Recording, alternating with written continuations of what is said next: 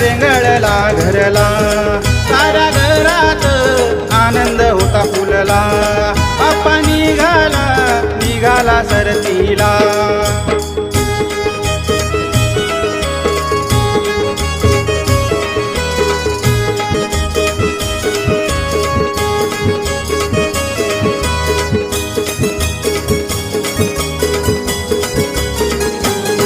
डोळीत साऱ्यांच्या सुख होते पडले, बाप्पा होता नाही कुठेच काही अडले.